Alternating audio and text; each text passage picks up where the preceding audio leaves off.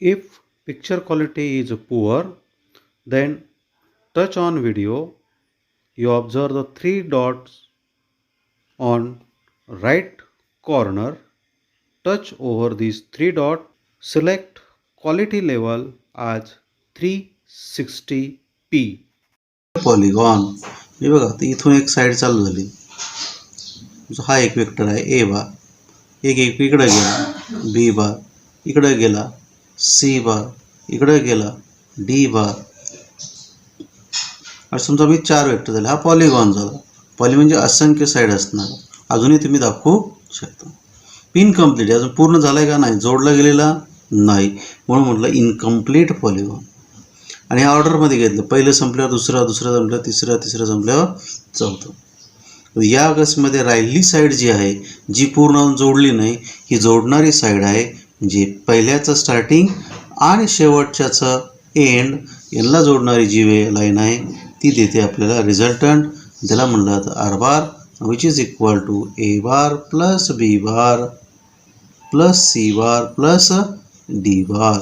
हे राहिलेल्या सगळ्यांच्या पेअरची इतकं हा रिझल्टंट तुम्हाला मिळतो. त्यालाच म्हणलं जातं लॉ ऑफ पॉलिगॉन. महत्त्वाचं आहे, जिथून स्टार्ट झाला वेक्टर तिथला पॉईंट, तिथून रिझल्टंटचं स्टार्टिंग होतं आणि सगळे वेक्टर जिथे संपतात तिथं रिझल्टंटही एंड होतो. तर 2 लॉ बघायचे. एक लॉ आहे commutative law of vector addition आणि दुसरा लॉ आहे तो associative law of vector addition. So commutative law काय आहे, P plus Q is equal to Q plus V. म्हणजे ऑर्डर चेंज केली तरी ॲडिशनमध्ये बदल होत नाही. डायग्रॅम ड्रॉ करायची. पहिल्यांदा या दिशेला पी बार, या दिशेला क्यू बार. नंतर पॅरलोग्राम क्लिअर केला, इकडे हे ड्रॉ केला, याच्याबरोबर अपोजिटिव्ह म्हणून क्यू बार, याच्याबरोबर हे अपोजिटिव्ह म्हणून पी बार. आता 2 ट्रायंगल आहेत माझ्याकडं, ओ ए बी आणि ओ सी बी. या दोघांचाही वापर युजिंग ओ ए बी आणि applying the triangle law of vector addition. बघा, ट्रायंगल लॉ लावायचा मला. इथून इथं आलं, इथून इथं आलं, म्हणजे ही झाली 2 साईड्स ऑफ ट्रायंगल आणि झाला रिझल्टंट. हा रिझल्टंट काय येईल, O B bar which is equal to O A bar plus O A B bar. पण ओ ए बार आहे पी बार आणि ए बी बार आहे क्यू बार, म्हणून O B bar is equal to P bar plus Q bar. Equation 1. Using the second triangle O C B. परत एकदा हा vector इथं गेला, हे पहिला झाला, याच्या एंडपासून हा दुसरा चालू झाला, इथं गेला आणि या वेक्टरच्या स्टार्टिंगपासून आणि याच्या एंडपर्यंत जोडणारा हा वेक्टर आला. परत हा रिझल्टंट झाला. So O B bar is equal to Q bar plus P bar. So Q bar plus P bar. Equation 2. यालाची साईड दोघांची सारखी आहे म्हणून इक्वेट केली मी. So from 1 and 2 P bar plus Q bar is equal to Q bar plus P bar. म्हणजे order change झाली तरी रिझल्टंटमध्ये बदल होत नाही, किंवा याची व्हॅल्यू याच्यात सबस्टिट्यूट केली. Associative law. In first bracket A bar plus B bar bracket complete plus C bar is equal to A bar plus bracket B bar plus C bar. म्हणजे ब्रॅकेट शिफ्ट केला, याच्याऐवजी या दोघांना दिला तरीही, म्हणजे या दोघांच्या आधी ॲडिशन केली मग याच्यात मिळवलं. इथं काय केलं तर हा पहिला बाजूला ठेवला आणि या दोघांची ॲडिशन केली मग याच्यात मिळवलं, तरीही आन्सर तेच राहतं. त्यालाच म्हणलं होतं associative law of vector addition. आता यासाठी डायग्रॅम फक्त महत्त्वाचे आहे. डायग्रॅमला काय करायचं, इकडून चालू करायचं. O P P Q Q R. बघ, O P P Q Q R असेच वेक्टर. बघा, इथून इकडे गेला, इथून इकडे गेला, इथून इथं इथपर्यंत आणून ठेवायचं आणि ओ टू आर जोडणारा रिझल्टंट काढायचा. एवढंच फक्त लक्षात ठेवा, मग पुढचं सोपं आहे. Using a triangle O P R. आता बघा, ओ पी आर असा वापरला मी. आता हा वेक्टर इकडे गेला, हा वेक्टर असा आला आणि हा रिझल्टंट झाला. मग रिझल्टंट काय आला माझा, O R bar is equal to O P bar plus P R bar. पण पी आर बार आहे का माझं, नाही. आता पी आर बार काढण्यासाठी मी परत दुसरा ट्रायंगल वापरतो. हा triangle, but P R bar, ह्या पी आर बार म्हणजेच P Q bar plus Q R bar. आणि पी क्यू बार किती आहे तर बी बार आहे, आणि क्यू आर बार म्हणजे काय सी बार आहे ते आता याच्यात सबस्टिट्यूट केलं तर मला मिळतं O R bar is equal to O P bar plus inside bracket B bar plus C bar आणि ओ पी बार म्हणजेच काय तर ए बार त्याला गृहीत धरलं होतं मी O R bar is equal to A bar plus inside bracket B bar plus C bar bracket complete equation 1. ना using a triangle O Q R आता ट्रायंगल कुठला वापरला बघा ओ क्यू आणि आर पहिल्यांदा हा वापरला होता आता हा घेतला तर काय येईल O R bar is equal to O Q bar plus Q C bar. परत ओ क्यू बार माझं नाही आहे मग ओ क्यू बार काढण्यासाठी मला परत एक ट्रायंगल विचारात घ्यायचा हा ट्रायंगल विचारात घेतो मी परत वरचा so O Q bar is equal to O P bar plus P Q bar आणि ओ पी बार म्हणजेच ए बार पी क्यू बार म्हणजेच बी बार ओ पीच्या ऐवजी ए बार टाकलं पी क्यूच्या ऐवजी बी बार टाकलं ही किंमत आता याच्यात टाकल्यावर काय येतं बघा O R bar is equal to inside bracket A bar plus B bar plus Q C bar आणि क्यू सी बारची किंमत होती माझं सी बार म्हणजे inside bracket A bar plus B bar plus C bar equation 2. आता equation 1 आणि 2 यांच्या परत एल एच एस सारखे आहे किंवा आपण म्हणू शकतो इक्वेशन 1 वरून मी ओ आर बारची किंमत इथं टाकतो तर मला मिळतं in bracket A bar plus B bar bracket complete plus C bar which is equal to A bar plus inside bracket B bar plus C bar bracket complete called as associative law of vector addition. In this way we can prove both the law commutative law of vector addition and associative law of vector addition. Now we will start the second important law known as parallelogram law of vector addition. In this lesson these are the two important laws. One is a triangle law of vector addition and second is a parallelogram law of vector addition. If two vectors originating from the same points are represented in magnitude and direction by two adjacent sides of parallelogram, their resultant vector is given in magnitude and direction by the diagonal of the parallelogram starting from the same point. See the first line. If two vectors originating from same points are represented in magnitude and direction by two adjacent sides of a parallelogram. So two vectors started from one common point. This is your common point. One vector in this way, another vector in this way. This represent the two sides of a parallelogram. We complete the parallelogram. So this is a parallelogram. The next line, their resultant vector is given in magnitude and direction by the diagonal. आता या दोघांचा resultant कोण देईल तर याचा diagonal which starting from the same point म्हणजे हा जो कॉमन पॉइंट आहे इथून हा स्टार्ट होणार it gives you the resultant R and this r bar is nothing but a bar plus b bar. These are two adjacent sides. A bar and b bar are two adjacent sides of this parallelogram and this diagonal represent resultant of these two vectors and which is equal to a bar plus b bar shown in this diagram also. Now we draw the perpendicular. So this is a perpendicular which makes angle 90 degree here. This angle is your theta. From this theta and this triangle, right angle triangle, we may write this part is nothing but b bar sin theta, and this total portion is nothing but b cos of theta. Here we have used p and q. Here I have taken p, a and b, so it taken as a b. Now we consider this triangle, total triangle. I want to apply a Pythagoras to this triangle.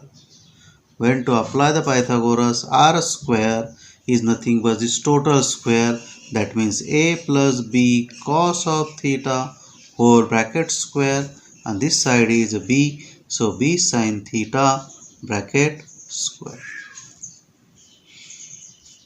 If you solve this bracket, a square plus 2ab cos of theta plus b square cos square theta plus b square sin square theta. Here b square is a common, take out as a common a square plus 2ab cos of theta plus b square, balance is a cos square theta plus sin square theta. This identity known to you, you have studied in 10th standard, this becomes 1. So you get a square plus 2ab cos of theta plus b square. So it is your r square. Taking a square root, you get r is equal to in square root a square plus 2ab cos of theta plus b square. It gives you the magnitude of resultant vector known as magnitude of resultant vector r bar. म्हणजे R बारची किंमत आहे, magnitude म्हणजेच किंमत आली ती म्हणजे A square plus 2ab cos of theta plus B square. A आणि बी काय होते, ॲडजस्टंट साईडचे वेक्टर्स त्या ठिकाणी होते. या पद्धतीने रिझल्टंट कॅल्क्युलेट केला जातो. इथं वापरताना पी आणि क्यू वापरले होते, इथे पी आणि क्यू वापरले, इथे ए आणि बी वापरले, बाकी काही बदल नाही.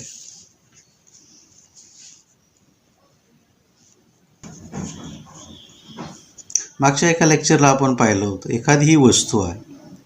आता या वस्तूला एक व्यक्ती इकडं ओढते, ज्याला मी ए बार व्हेक्टरने दाखवतो. दुसरी व्यक्ती या बाजूला ओढते, हिला बी बार म्हणतो. याने इकडं ओढलं, याने इकडं ओढलं, तर वस्तू कुठं जाईल, तर वस्तू या डायरेक्शनला जाते. हिला म्हणलं जातं आर बार. म्हणजे ह्या आर बारचे हे जे काही दोन पार्ट झाले आहेत, यांना म्हणलं जातं रिझोल्युशन ऑर रेक्टँग्युलर कंपोनंट. या आर बारची हीच पद्धत आता आपल्याला दुसऱ्या पुढच्या टॉपिकमध्ये अप्लाय करा. Rectangular component of vector or resolution of vector. A single vector can be expressed in terms of two or more vectors. The combined effect of these two or more vectors is the same as that of a single vector. Such two vectors are known as component of two vectors. म्हणजे ह्या दोघांचा जो परिणाम आहे तो कोण दाखवतो, हा एकटा दाखवतो. म्हणजे एका व्यक्तीने याला न ओढता यानेच ओढलं असतं आर बारने, तरी ही वस्तू इकडं चालली असती. पण आता आर बार न घेता आणि हे दोन घेतले तरी वस्तू याच दिशेला येते. ए बार आणि बी बारला म्हटलं जातं आर बारचे कंपोनंट किंवा आर बारचं रिझोल्युशन ए बार आणि बी बार मध्ये. The process of splitting the given vector into its component is called as resolution of a vector. Let r bar be a vector along OP bar. Draw perpendicular on x and y axis from point P. Then OB bar is equal to xi cap and OC bar is equal to r y cap. हे suffix लिहायचे, म्हणजे suffix म्हणजे त्यांच्या पायाजवळ लिहायचे. हे फक्त दाखवतं की एक्स ॲक्सिसच्या दिशेला, हे वाय ॲक्सिसच्या दिशेला. आता हे कुठून आलं होतं, ते इथे ही डायग्रॅम आहे. हा आर बार आहे, ह्या पॉईंट पी पासून इथं परपॅन्डिक्युलर टाकलं तर हा ओ बी आला, आणि इथून याच्यावर परपॅन्डिक्युलर टाकलं तर ओ सी आला. आणि याच्या दिशेला जर आपण युनिट वेक्टर जो दाखवतो त्याला आपण आय कॅप मागं म्हटलं होतं, याला म्हटलं होतं जे कॅप, जो वायच्या दिशेला दाखवला जातो, हा एक्स ॲक्सिस. आय अँड जे car unit vectors along x and Y axis. इथं कॅप आहेत, पण आता ते कॉम्प्युटर छोटं दाखवतं म्हणून बारीक आहेत, छोटी. R X and R Y are rectangular component of vector R bar. हा एक झाला, हा बी झाला, मागच्यासारखंच ज्याला मी डायग्रॅममध्ये दाखवलं होतं ए आणि बी, आणि हा आर. त्याच्यावर तिथे काय आलं, एच्या ऐवजी आर एक्स आलं, बीच्या ऐवजी आर वाय आलं. फ्रॉम फिगर आता ट्रायंगल लॉ मी इथं अप्लाय करतो, तर काय येईल, हा ओ बी इकडं आलेला आणि plus B P. Triangle of vector addition मी अप्लाय केला. O P bar is equal to O B bar plus B P bar. O P bar म्हणजेच काय, आर बार आहे, आर बार. ओ बी बार म्हणजेच काय, आर एक्स आय कॅप. आणि इकडं काय आलं आहे, हे जेवढं आहे तेवढंच हे अंतर आहे, म्हणून आर वाय जे कॅप. इक्वेशन 1. परत आता मी साईन आणि कॉसचे थीटा काढतो by applying the trigonometry. Sine theta is nothing but B P किंवा divide by O P. B P काय आहे तर आर वाय, कारण हा जेवढं अंतर आहे तेवढंच हे आहे म्हणून आर वाय. आणि ह्याची मॅग्निट्यूड जर घेतली तर आर, किंमत घेतो आहे. तर cos theta O B divide by O P म्हणजेच R X divide by Y. Sine cos tan तुम्ही 10वीला शिकलात, तीच पद्धत इथं वापरली. हा आर इकडे शिफ्ट करतो, हाही आर इकडे शिफ्ट करतो. याच्यावरून R Y is equal to R sine theta, R X is equal to R cos of theta. या दोघांचा स्क्वेअर करून ॲडिशन करतो. पहिला याचा square, so R square sine square theta R Y square. आता याचा स्क्वेअर करून याच्यात मिळवायचं आहे म्हणून plus R square cos square theta plus R x square. यापैकी आर स्क्वेअर तुम्ही कॉमन घ्या, R square inside bracket sine square theta plus cos square theta which is equal to R x square plus R y. Addition आहे म्हणून आधी लिहिलं तरी चालतं. याची किंमत 1 होईल आणि त्याचं जर मी वर्गमूळ घेतलं, स्क्वेअर रूट घेतलं, तर मला मिळतं R is equal to square root R x square plus R Y square. It gives magnitude of vector R bar. हे आर बार या वेक्टरची मला मॅग्निट्यूड देतं. आता यांचा जर मी भागाकार घेतला असता, रेशो घेतला असता, काय केलं असतं, R sine theta divide by R cos of theta is equal to R Y divide by R X. R R cancel झालं. Sine theta divide by cos theta काय आलं असतं, टॅन थीटा. आणि इकडे राहिलं असतं R Y divide by R X, R Y divide by R X म्हणजे tan theta हे मला मिळालं. आता हे सोप्या पद्धतीत परत खाली लिहून दाखवलं. If A bar is equal to A X I cap plus A Y जे cap plus A Z K cap then magnitude of A bar. आता मॅग्निट्यूड कशी लिहितो आपण, 2 व्हर्टिकल लाईन्समध्ये, म्हणजेच modulus of A bar which is equal to A is equal to in a square root ax square plus ay square plus az square. So we take the square of coefficient of I cap, j cap and k cap. I cap, j cap आणि k cap चे जे सहगुणक आहेत, हा ax त्याचा square घेतला, याचा सहगुणक ay आहे त्याचा स्क्वेअर घेतला, k चा काय तर az यांचा स्क्वेअर केला. I j k वापरले का नाही, ते काढून टाकले. फक्त त्यांचे सहगुणक ज्याला आपण कोएफिशियंट म्हणतो ते कोएफिशियंट त्यांचा स्क्वेअर करून ॲडिशन केले. दुसऱ्या वेक्टरच्या बाबतीत बघा, B bar is equal to B x I cap plus B y जे cap plus B z k caps. याचा कोएफिशियंट काय बी एक्स आहे आयचा, त्याचा स्क्वेअर घेतला. जेचा काय बी वाय आहे त्याचा स्क्वेअर घेतला.